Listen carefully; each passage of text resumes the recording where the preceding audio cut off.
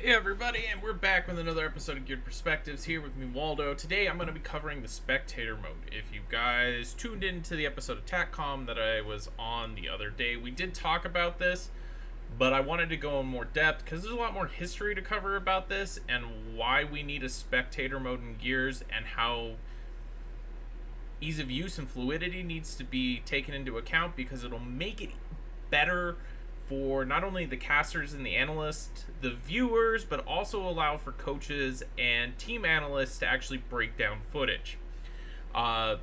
People who aren't aware of how production used to be done with consoles before there was actually spectator modes built into the game, you actually had to have 8 different inputs for the Xboxes on 8 different cameras in one computer. So essentially you had 8 feeds going into a central processor to break down the footage to show you all the different angles and things. Now, the good thing is if you have production level equipment, really easy just to pick between the cameras that you want to see, but you've got to have someone watching 8 of the screens and picking the best footage to be on. Doesn't work the best if you've got people driving that camera because sometimes people want to look at things that you may not want to see. It happens.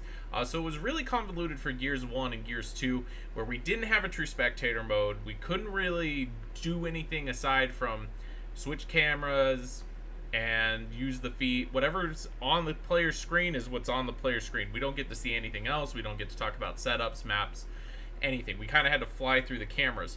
Now in Gears 3 we got no spectator mode off the start. But then Pete Nubb, shout out to you, went in and actually broke the spectator, broke the ghost cam and made us a spectator mode, at least so that we could ghost cam fly around the map and switch in between players. Essentially all they did is add an 11th player that got to roam around as the dead body. That's pretty much how it's coded. It works. Now it's functional in Gears 3, which it's hard. You just have to understand from a perspective, going from player to player cameras is not the easiest thing to do. Players in Gears history like watching the intense 1v1 fights, but it's not all inclusive to kind of explain what's going on to new viewers. So with the element of ghost cam and playing objective based modes like King of the Hill, I personally would use the camera as a caster and an analyst to show the setup versus showing the fight inside the ring. Everybody wants to see the fight inside the ring, but you also have to talk about all the objective based things that's there as well, and that kind of falls by the wayside and what's the way that you want to do it.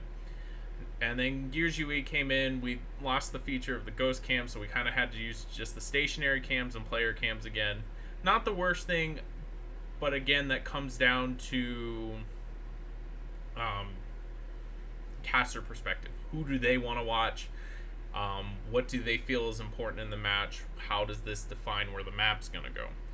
I personally don't mind that, especially if you have people that know how to run the camera. Sometimes we got confused and it looks really cheesy on stream where you're just clicking through on a right click trying to figure out what camera you need to get to the fight.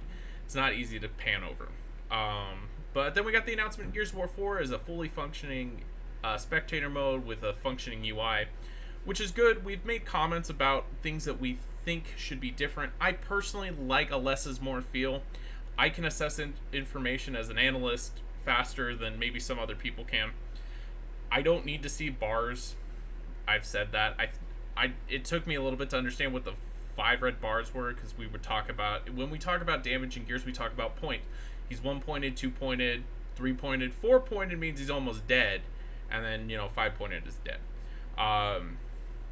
For us, if I can just see that in percentage bars on the picture, that's fine for me. It doesn't need to be so big. We just need to be able to see very basic information, objective points, kill streaks, current weapons in their possession, nade count, because that's a big one. Smoke grenades or regular frags just need a count on them. Helps out immensely, will help us figure out what play they're going for, make an analysis, make a judgment so that we can know where the next fight's going to be.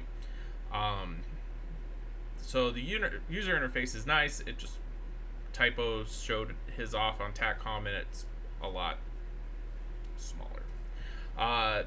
Because in Gears is a very visual game. We like seeing the screen, we like seeing the action, and we don't like having things that detract everywhere around from the action.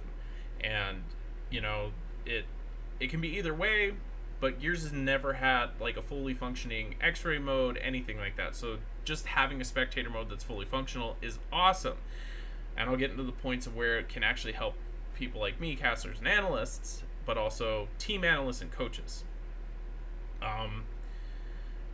The biggest thing that we need to focus on is the fact that we have one, but then also all the tools that we can have. On previous games, we had to use the controllers to fly around the cameras. Well, they've added keyboard support, and I've sent in what I believe is good. We need hotkeys and be able to drive this thing with a keyboard and not a controller, just so that we're not doing things. And this plays into the part of we need professional spectators. And I know this is going to come kind of out of the blue. Why do we need professional spectators? Because we need someone who just, their one job is to drive our camera, to show us where the action is, to have watched enough games that you know where the point's going to escalate at and where the next fight's going to be. And this plays into from League of Legends, this plays in from CSGO. Casters don't drive the cameras, and that's something we're used to. We like driving, we like seeing things, but I can honestly say J-Ribs, Jordan is probably the best driver that we've ever had, but he's a player, so we can't utilize that tool all the time. But he loves doing it, and it's great when he does it because he can show the fights, pan the cameras, it looks good on screen. It's coming to the point where we're talking about the growth of eSports. Gears is an esport, we have to clean up a little bit of our stuff on that side. With the spectator mode, we have to go back in and fix those kind of things and tighten up on it and just have someone who their one job. We run the spectator mode, we know how to do it. You just mention the name, I'm in your ear, we'll switch over to there, we'll pan over, we'll get that. They also added a jump cam feature, so if we're seeing a fight across the map, we can just fly over there, which is awesome. With that, it helps coaches and analysts because coaches can actually go and use the spectator mode and literally set it to just record escalation and look at the footage and be able to pan the camera around and see more than just one player's perspective. Seeing the map is a huge thing because then you can point out flaws in people's setups, where they overextended, where they pushed wrong, probably didn't make the right call outs. You can do fine-tune corrections and help fix your metagame and also tighten up your strategy about what you should be doing at each individual point in the game. This is awesome because we haven't been able to do this in Gears. I have the hardest time doing VOD reviews because I only have one point of view. And trying to describe what's going off on the other side of the camera that's not there makes it extremely difficult. So having this spectator UI not only will help us in the short term, it'll help us in the long term because it's going to help us develop players. We can look at the camera, we can look over things. Now, if they added a replay system, I'd be sold. Doesn't matter. A replay system where we can go back and watch a match and just pull it back up and literally turn the cameras and start running it again, that would be mind-blowing because then that, again, gives us so many options to go look over the game. From a caster and analyst standpoint, I can go and look at a VOD review and say, this guy should have been over here, or this guy shouldn't have pushed and overextended. Maybe they shouldn't have picked this weapon at this time for escalation. There's a lot of things. I'm personally excited about it. We need a very good spectator mode with all the bells and whistles so that we can have the best mode, the best thing possible. With that being said, guys, I'm Waldo. I'm a caster and analyst for the Gears of War scene. I'm going to keep making content. Like I said, it's going to be more focused towards esports now. So definitely keep in touch here on my channel. Like and subscribe. I'll be back making more video content, and I hope to see you guys later.